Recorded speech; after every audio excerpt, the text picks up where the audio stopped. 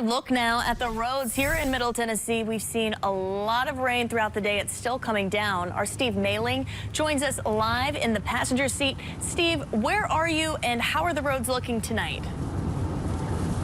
Courtney, right now we're on I-40 westbound. We're heading back towards the Metro Nashville area. We're between Lebanon and Mount Juliet currently. What we were doing is we were tailing that storm, kind of seeing what was coming on the back end of those storms as they pushed across the Midstate.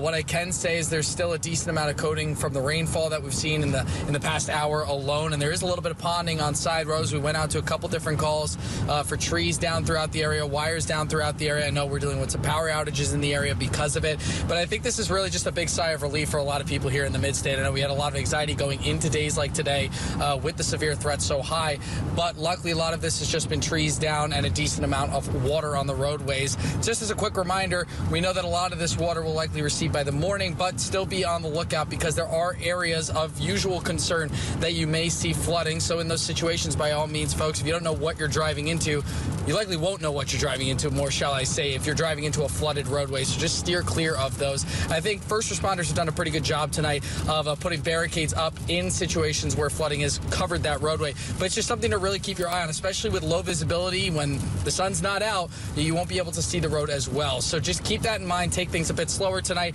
and into the morning hours as you jump into your Sunday morning at the end of the weekend. But for right now, Courtney, I'll send it back to you. Okay, Steve, take a look now at this ponding along I-440 near Nolensville Pike this afternoon. You can see just how much rain accumulated there during the storms. At one point, drivers were being diverted to avoid the flooding in one lane on I-440.